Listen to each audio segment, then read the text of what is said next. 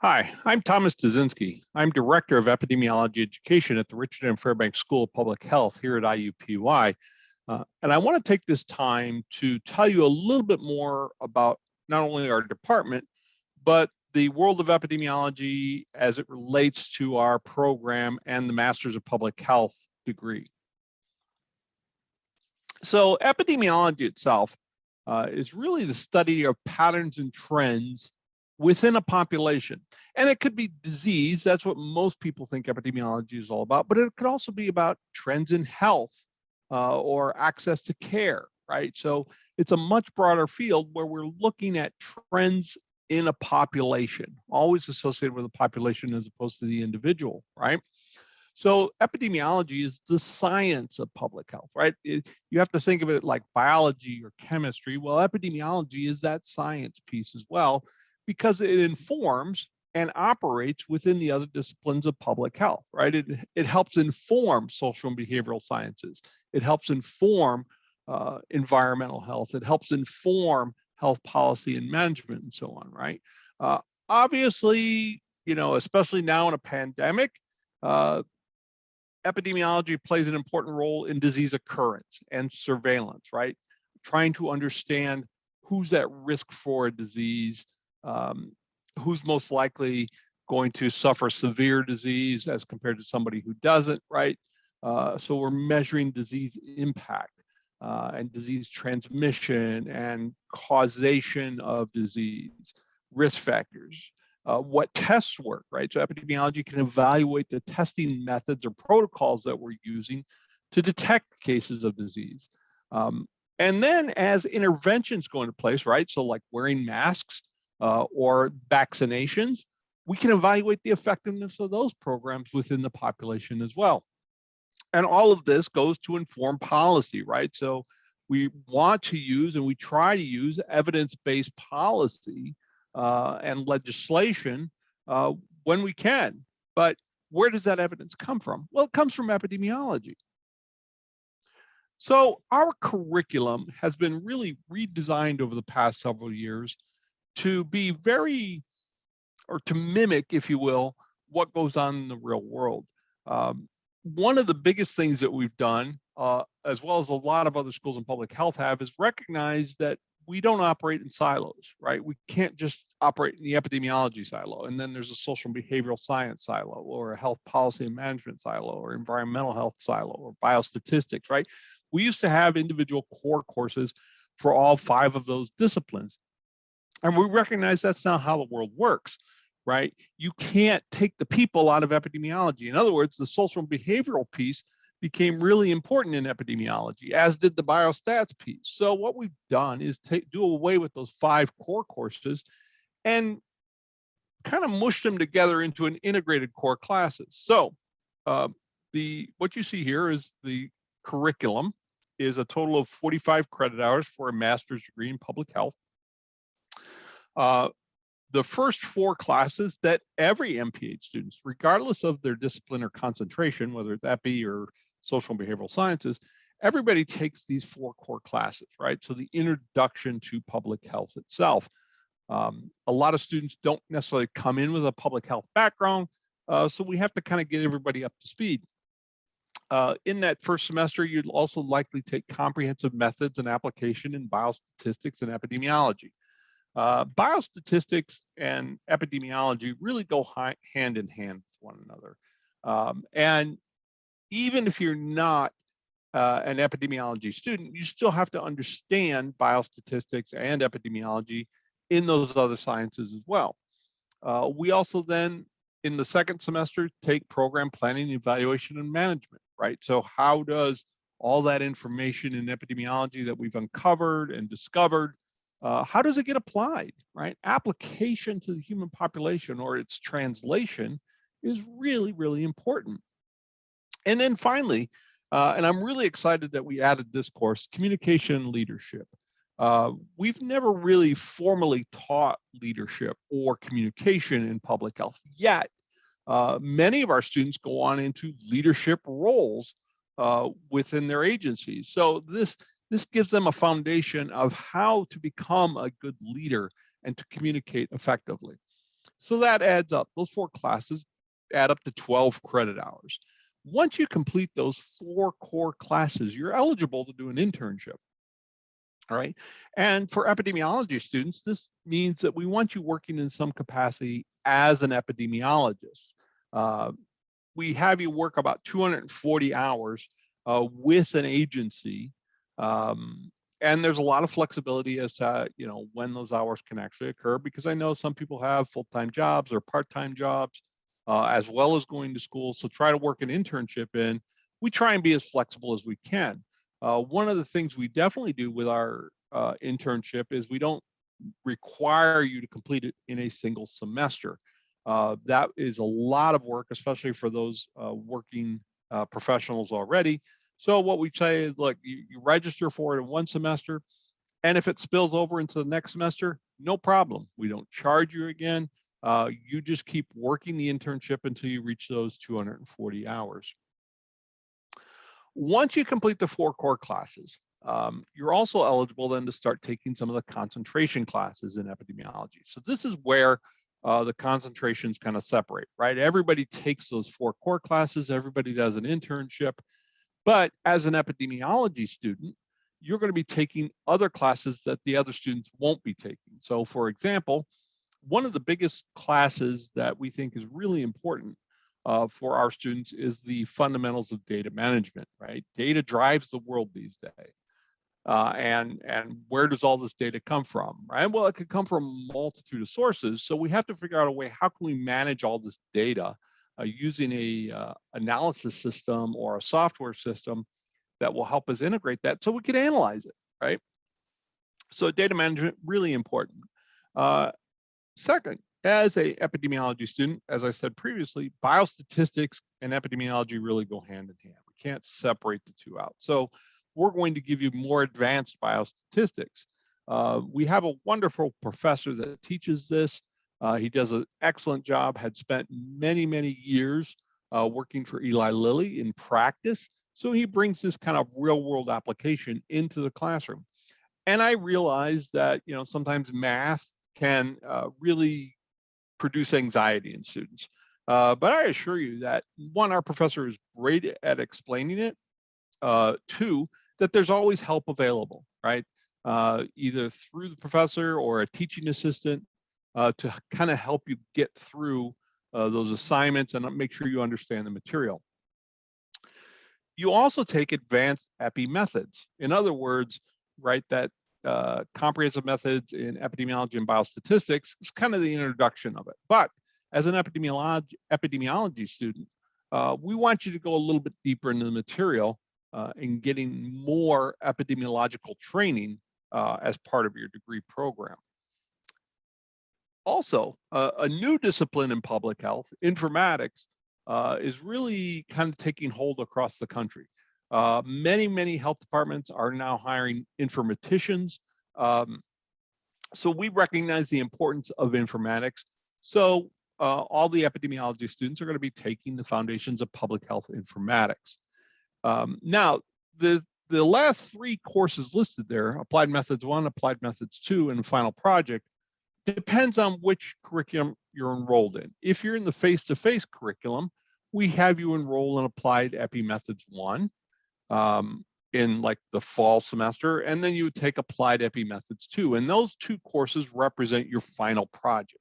And they're actually courses, and they were designed to mimic what goes on in the real world. In other words, you're going to work on a team, right? You're not going to do your final project alone. You're going to be working with a student or maybe 2 other students that have a similar interest in a project with you, using real world data to ask a researchable question and then research and answer that question using data.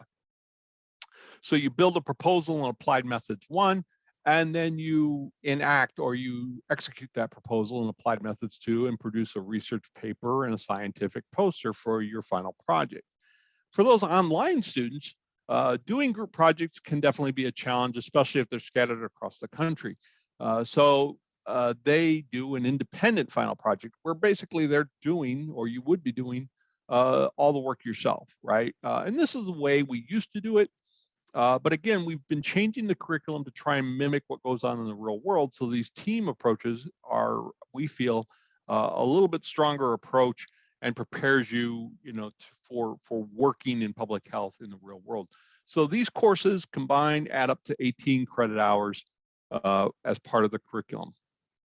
And then comes the fun stuff, right? So if you're in the face-to-face curriculum, you get the choice of 4 electives over your career, your academic career with us. If you're on the online curriculum, you actually get 5 electives because we replaced one of those electives in the face-to-face curriculum with applied methods 1. So that's why there's a difference in that. But you can see here, and this is just an example of several of the electives that we offer within our school. These are generally very interesting classes, and we encourage students to take electives that are going to help them in their future careers, right? So if you want to work in infectious disease, we definitely want to make sure we get you an E609 infectious disease epidemiology. If you want to work in cancer, we want you in the global cancer epidemiology, right? Or if you want to work in genetics, so on, right? So there are plenty of elective opportunities here. And we recognize that, or you also need to recognize that we don't offer every elective every semester. So it's going to be really important to work with your advisor to kind of map out your curriculum to make sure that we get those electives that you want when they're available. So here's a sample curriculum. So let's say, for example, you start in the fall. You would take your P510 Intro to Public Health and P511 comprehensive methods in epi and biostats, as well as then B552 data management, right? So that's a full-time schedule. So in graduate school, three courses represents full-time. I would definitely not advise students to take 4 classes in that first semester, especially if you've never been in grad school. It's going to feel a lot like undergrad in the sense that you'll be sitting in a classroom or watching lectures, you'll be taking notes and reading books and doing assignments and such. So it's going to feel a little bit like undergrad. And you think, well, I can manage. I took 18 credit hours as an undergrad. Why am I only taking 9? I can get done faster. The challenge here is that the expectations in grad school are going to be higher, right? The work is going to be a little bit more intense. The quality of the work has to be better. So let's at least take that first semester and not do more than 3 courses in that first semester, just to get your feet wet in graduate school. If after that, you think you want to take on 4 courses, again, speak with your advisor prior to enrolling in 4. And then spring of year 1, you take the other 2 core classes, planning, management, evaluation, and communication leadership, as well as advanced epidemiology, right? So this comprehensive methods in biostats and epi is kind of introduction to epi, and then you get advanced epidemiology. In the summer of year 1, you are now eligible to start an internship, right? So you've completed the 4 core classes. So you can do an internship, and if you want, 2 electives, right? So here are great opportunities to pick up a couple of electives in the summer. So that coming into fall of year 2, you take biostats 2, you take applied methods 1 and another elective. And then in spring of year 2, you could take applied epi methods 2, public health informatics, and another elective. And basically you would graduate in 5 semesters as a full-time student. So it's a really, really fast curriculum. Like I said, getting through in 5 semesters as a full-time student, totally possible, easily done, as long as you're dedicated and engaged during the semesters. So we also have this wonderful opportunity to have a dual concentration. So you want epidemiology, but maybe you want social and behavioral sciences as well, right? Well, the nice thing about our school is that we can pair up these 2 concentrations. Yes, it's going to take you at least 1 more semester of coursework, but you actually come out with 2 different concentrations, right? So for example, social and behavioral science or informatics or health policy and management with epidemiology, right? So what that does is we double count several of the courses like the core courses, but then you take at least the 9 additional credit hours in that other concentration, right? So if you're going to do epidemiology and informatics, for example, there's 3 other courses that are strictly informatics that are going to be counted towards your total credit hours. So we know this is going to add at least 1 semester. Here's the nice thing about this, though, is you can add this dual concentration anytime during your academic career. You just have to be cognizant of the fact that, again, not every course is offered every semester. So the later you add it in your academic career, the more challenging it might be to get it done within your time frame. All right, instead of 1 semester, it might actually take you 2 semesters to complete it. So the other thing to remember is if you start it and you realize that's not really what I want to do, it could also be dropped, right, at any time. So there's no harm or no foul in terms of adding or dropping the dual concentration.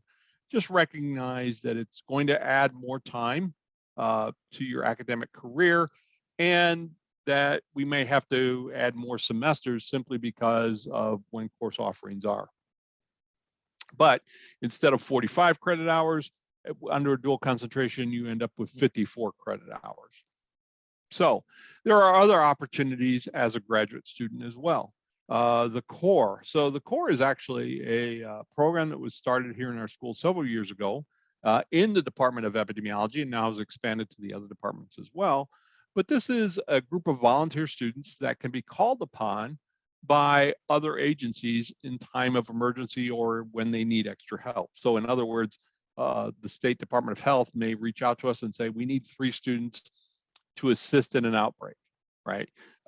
While these generally are unpaid opportunities, they offer tremendous real world experience for the students, as well as provide much needed experienced assistance to those agencies like state health or the county health departments.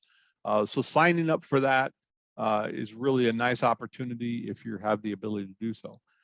We also look to our graduate students to be teaching assistants, especially in some of our undergraduate courses. So we've started a new undergraduate degree in epidemiology, and many of our grad students become teaching assistants and help us with those undergraduate courses. Those are paid opportunities through our school, and we use a lot of them throughout the semester.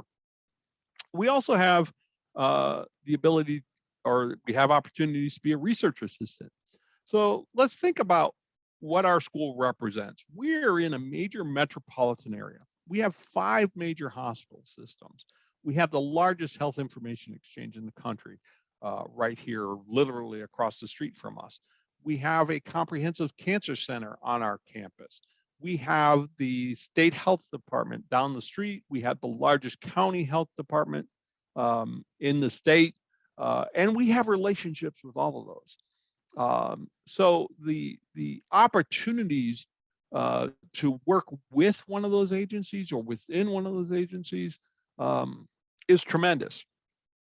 The internships, right? I always tell my students, make sure you treat the internship like a 240-hour job interview. Because when I worked at State Health Department, there are many students that I eventually hired because I knew them from their internship, right? I knew the kind of work they did and their ability to work in that environment. So if you really like what you do in your internship, treat it as a job interview. You never know what's going to come from that. And then final projects. The final projects themselves are varied across our school and are limited by, one, the data that's available and the student's imagination, right? But we're at the point where some of these projects are now getting published, right? So there's an opportunity maybe to get published in a research journal as well. The final opportunity I want you to at least consider is the possibility of going on and completing a PhD within our school. So while our PhD program in epidemiology is fairly competitive, we've never taken a student that doesn't have a master's of public health already. The nice thing about completing a master's of public health within our school is that possibly up to 30 credit hours of your master's degree can be transferred into the PhD program. So it's about a third of your PhD program right there by completing a master's degree. So It's going to save you time. It's going to save you money down the road. Where are some of our graduates working? So there on the left, you see the agencies like IU Health, Community Health Network, Eli Lilly, Marion County, Franciscan Alliance, right? Even here at IUPUI. And they're doing a whole host of jobs, right? From injury epidemiologist, infection preventionist, data analyst, data manager, project coordinator. So they're not always considered epidemiologists, or the position isn't always considered epidemiologist, but the epidemiology degree has prepared them for these careers. So I always encourage students who are looking for positions, don't just look for a title that says epidemiologist, right? Look for like data analyst, project coordinator, infection preventionist. All of those positions have hired epidemiology students in the past. So how do you be successful in our program? First, become and stay engaged. The engaged student actually does better in our programs, right? You're getting a master's degree. That means you're going to master a field. Well, how do you do that? Well, you have to become engaged. You have to read the material. You have to be present in class. You've got to do the work, in other words.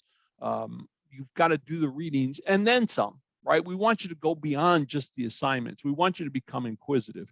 Everybody's going to graduate from our school with a master's of public health. Well, what's going to set you apart from everyone else? Well, it's staying engaged, getting engaged, doing the work, and diving a little bit deeper.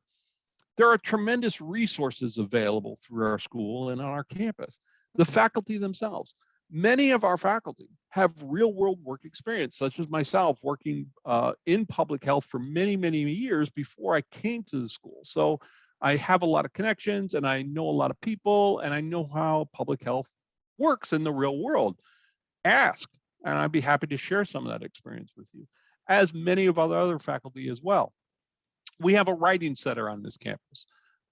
You think, well, writing isn't that as important anymore. Oh, it's even more so important in public health. And that when we assessed our community partners as to what skills do they want our students to walk out with, writing, good writing was always at the top of that list, right? So the Writing Center is something that's free of charge for you once you're an enrolled student that will help improve your writing. And as a graduate student, you get preference over the undergrads at the Writing Center. Your own fellow students. So many of your classmates are going to come from a variety of backgrounds, right? And interests. So make sure that you get to know them and talk with them about what they've done already or what their plans are, right? We have study abroad opportunities as well. Prior to the pandemic, we were going to places like London and Sweden and China, Central America, to do public health work or to understand some of these systems in these other countries and compare them and contrast them to the US system. So those opportunities we're hoping will be existing again soon as we get out of the pandemic. And as I've said before, location, location, location. We have so many resources on this campus and in the school itself. We really want you to take advantage of those. And enhance not only your education, but then maybe your future career as well. So with that, if you have any questions, please don't hesitate to reach out to myself or someone within our school, and we'll be happy to answer those questions for you.